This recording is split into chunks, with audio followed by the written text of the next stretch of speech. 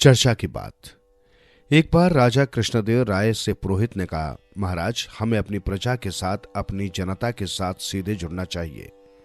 पुरोहित की ये बात सुनकर दरबारी चौंके। वे पुरोहित की बात का अर्थ न समझ सके।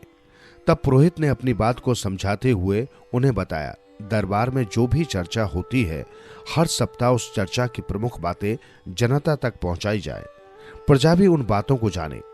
तब मंत्री और सेनापति में खुसर-फुसर हुई। मंत्री ने सुझाया, महाराज, विचार तो वास्तव में बहुत उत्तम है। तेनालीराम जैसा अक्लमंद और चतुर व्यक्ति ही इस कार्य को सुचारू रूप से कर सकते हैं। साथ ही तेनालीराम पर दरबार की खास जिम्मेदारी भी नहीं है। राजा ने मंत्री की बात मान ली और तेनालीराम को ये काम सौंप दिया। ये तय किया गया, तेनालीराम जो सारी जनहित और प्रजाहित की बातें राज दरबार में होंगी, लिखित रूप में दरोगा को देगा। दरोगा उन बातों को नगर के चौराहों पर मुनादी कराकर जनता प्रजा को सूचनाएं देगा। तेनालीराम सारी बात समझ गया कि उसे जबरदस्ती मंत्री ने फंसाया है। तेनालीराम ने अपने मन में एक योजना बनाई। सप्ताह के अंत में उसने एक पर्चा मुनादी करने के लिए दरोगा को सौंप दिया। दरोगा ने यह पर्चा मुनादी कराने वाले को पकड़ा दिया। मुनादी वाला सीधा चौराहे पर पहुंचा और ढोल पीटकर मुनादी करते हुए बोला, सुनो सुनो सुनो, नगर के सारे नागरिक सुनो।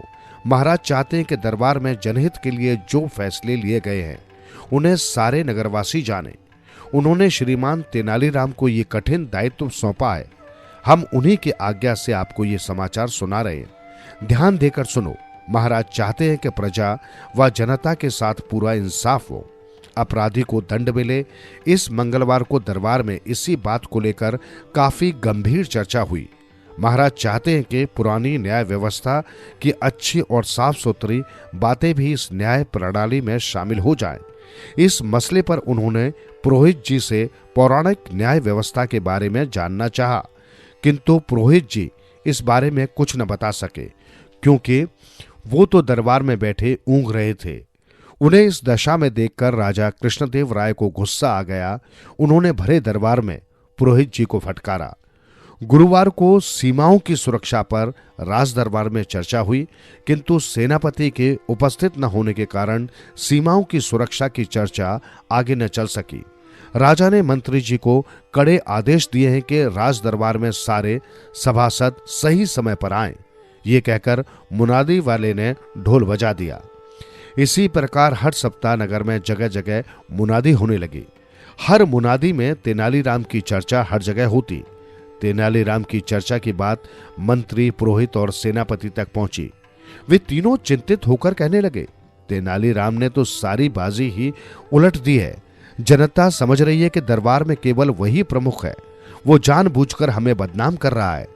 दूसरे दिन जब राजा दरबार में थे तो मंत्री ने कहा, महाराज, हमारा संविधान कहता है कि राजकाज की समस्त बातें गोपनीय होती हैं।